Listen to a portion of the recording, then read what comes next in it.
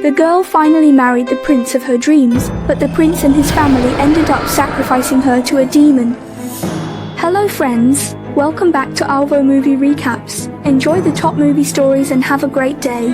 Subscribe to win a free scooter. Now let's get into today's recaps. Elodie, the girl, lived in a land with extremely scarce resources. As the harsh winter approached, the city's granaries were empty.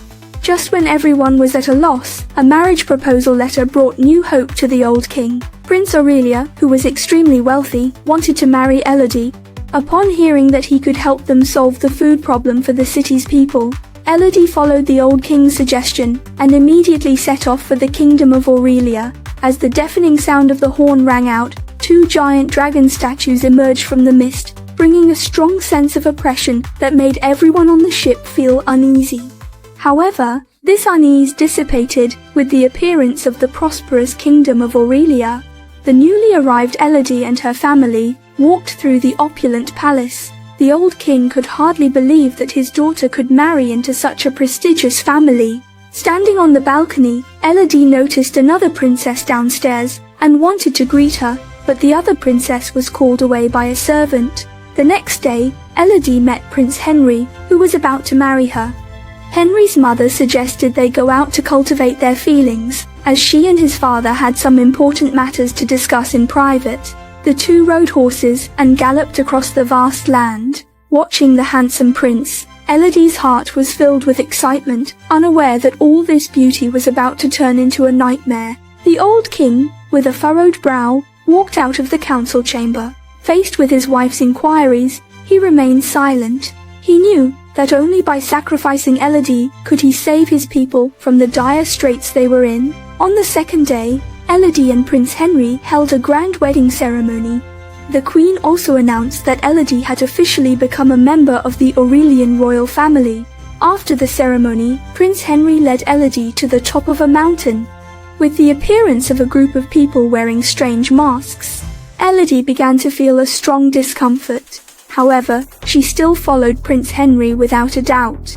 The leading priestess gave Elodie a gold coin and asked her to throw it into the abyss, praying for peace in the kingdom of Aurelia. Then, a cut was made on both of their hands, allowing their blood to mingle. At this moment, Elodie still did not feel anything amiss. She looked up affectionately at her prince, only to be unexpectedly lifted and thrown off a bridge by him. After a period of falling, Elodie grabbed a vine and slid for a while before landing on the ground. She stood up and tried to call for help, but there was no response. Soon, her urgent cries for help awakened a nearby giant beast.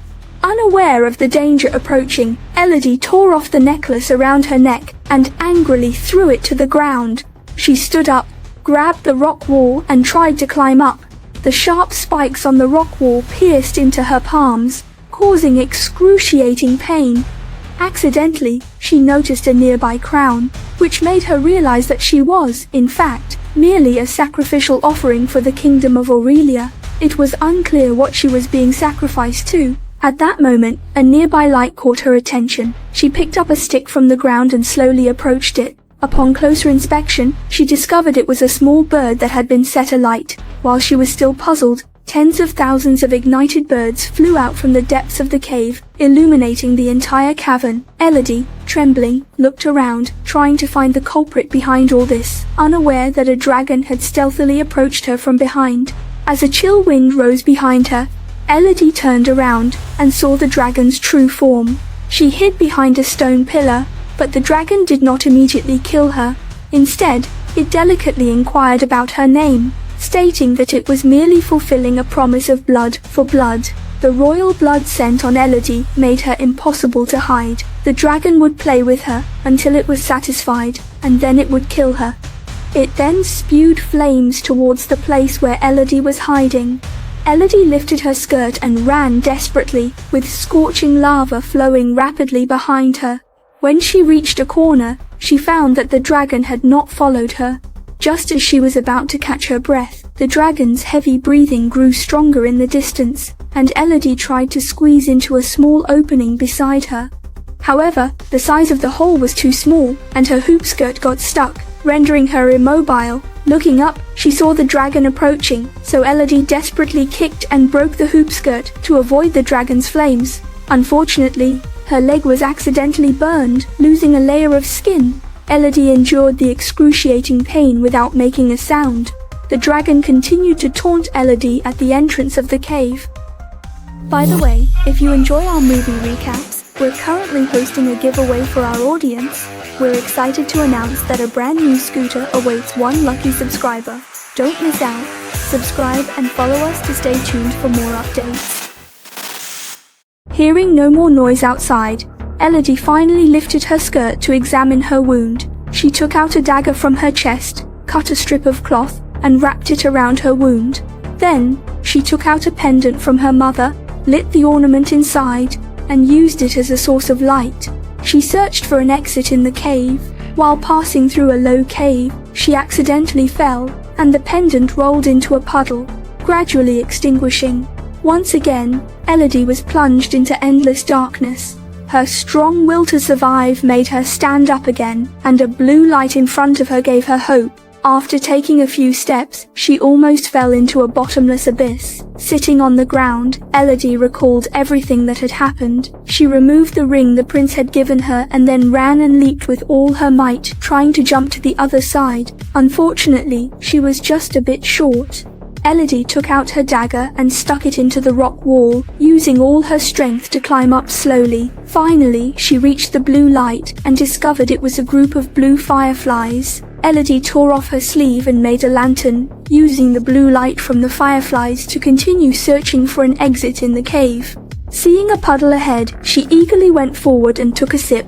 But the sticky substance in the water made it difficult for her to swallow. Accidentally, Elodie looked up and noticed that the water was dripping from an icicle above. She immediately stepped forward and opened her mouth to catch the falling droplets. However, she failed to notice that the dragon had already arrived in front of her. A blast of flames came, and Elodie realized something was wrong.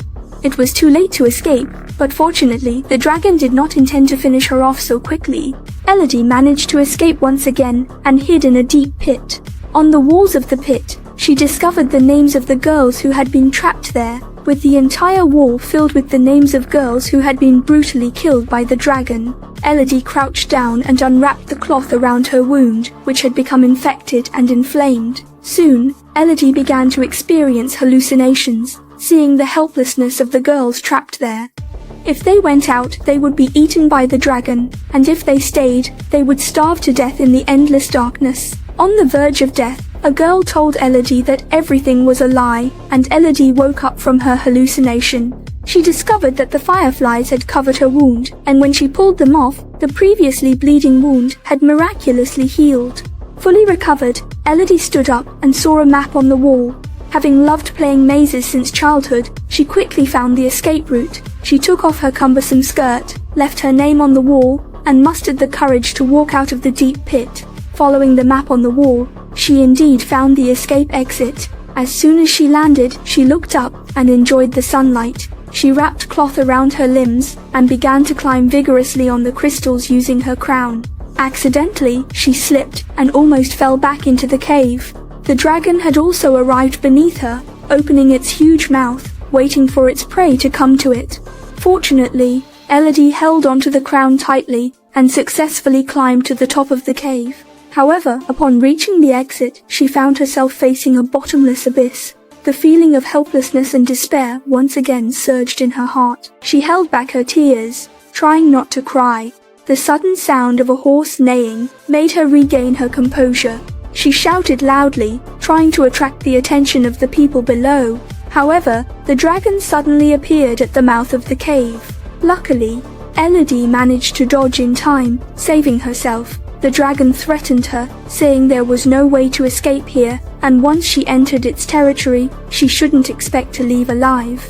Elodie also noticed the message left on the wall by the girl who had previously escaped, a warning of danger. The dragon was about to breathe fire to deal with Elodie, but it was attracted by a sound coming from afar. It turned out to be the old king bringing people to rescue Elodie. Elodie climbed down from the mountaintop and saw the throne covered in gold, remembering the words of the girl who appeared in her hallucination. It turned out that the ancestors of the Aurea kingdom wanted to conquer the dragon. They entered the cave and killed the dragon's children. When the dragon returned home and found its children dead, it breathed fire, burning the king's men.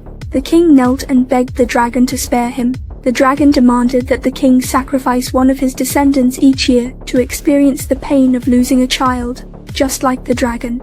Elodie, knowing the whole truth, ran towards her father. At this moment, the dragon had already spotted a few unexpected guests. Before the guards could react, they were grabbed by the dragon and thrown against nearby pillars. Another guard, seeing this, turned and ran, only to be grabbed and thrown to the ground by the dragon as well. The dragon crushed the guard with one claw, then opened its blood-stained jaws and roared loudly at the old king. Knowing he faced certain death today, the old king drew his sword and prepared for battle. However, he was quickly ensnared by the dragon and lifted high into the air. The dragon demanded that the old king call out for his daughter, but the old king refused to comply, preferring death over repeating his mistake. Elodie could only watch helplessly as her father was cruelly killed by the dragon. But despite everything, he was still her father, so Elodie couldn't help but make a sound. Hearing the noise, the dragon became alert and began flying around the cave, searching for Elodie. Seizing this opportunity, Elodie approached her father, bid him farewell, then grabbed the rope leading down into the depths and began to climb towards the exit. The dragon then noticed the last remaining guard. Seeing Elodie about to escape from its lair, the dragon swiftly killed the guard with a swipe of its claw and spread its wings, charging towards Elodie at high speed, breathing fire in an attempt to stop her. However, Elodie ultimately managed to escape, riding her father's horse and eager to leave this place of turmoil behind. The dragon soared through the sky, breaking through the mountain peak and circling back and forth. Elodie knew her horse couldn't outrun the dragon, so she quickly dismounted and ran into a pile of rocks. Seeing the horse empty, the dragon breathed fire, turning the white horse into ashes. Meanwhile, the queen noticed the sky ablaze with flames and went aboard the old king's ship. There, she seized Elodie's sister on the spot. Since Elodie had escaped the dragon's clutches, her sister would now be sacrificed to the dragon in her place. Outside, Elodie encountered her stepmother, who informed her about her sister's fate. Elodie immediately turned back to rescue her sister.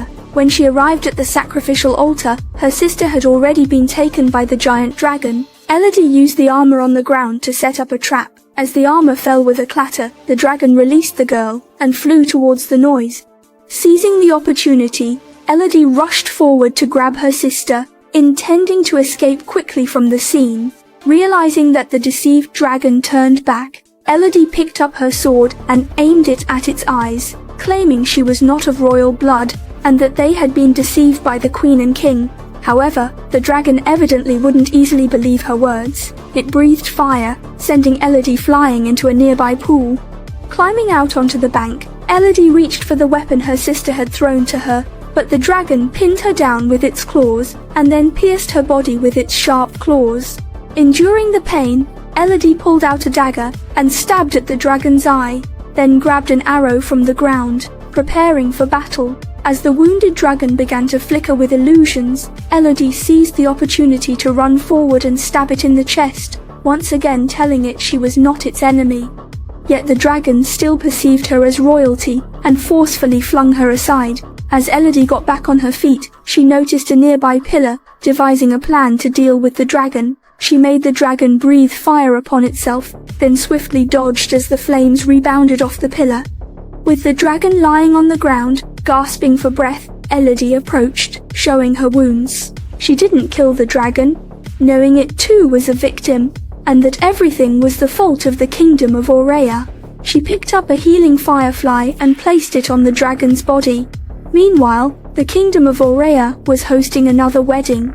The appearance of a gold coin made the queen realize the gravity of the situation. Sure enough, when she turned around, she saw the battered Elodie.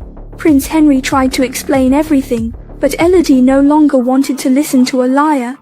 She decisively summoned her dragon, which reduced the royal family to ashes. As the palace erupted in flames, the entire Aurea royalty was turned to dust under the dragon's fierce fire.